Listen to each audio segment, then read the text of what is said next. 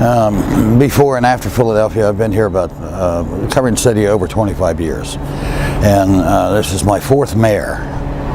One mayor was mayor for 28 years, so that would explain the lower number, but it's about close to 30 years. When I first came to Harrisburg, it was about the experience of being a resident.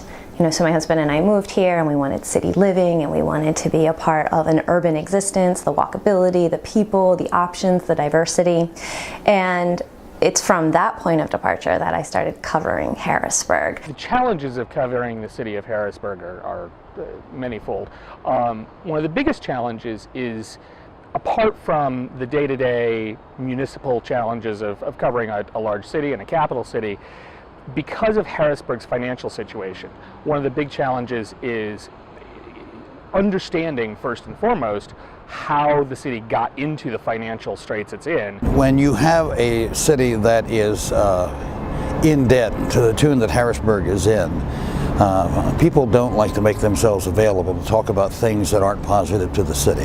There are difficulties in trying to find the facts to back up the stories that I'm hearing. Being one person, that takes me more time than it would if I had a team to assign different aspects and different parts to it. That's the biggest challenge I have. I believe the city of Harrisburg is at a crossroads. We can either live or die as a city. And I don't mean to sound so extreme, but for those of us that live here, we realize that we're at a make it or break it point. We've had two receivers working for the better part of 2 years, trying to negotiate a resolution to the city's debt.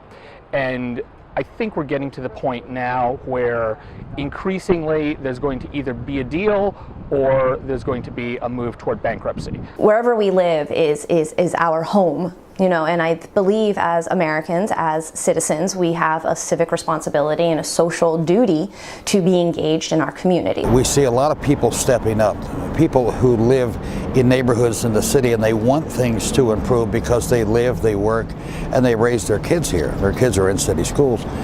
They want the city to be successful. They want their neighborhoods to be successful. So you have a lot of volunteers, more so than we've ever seen before. The city has a lot of really great assets. It has a lot of really committed people.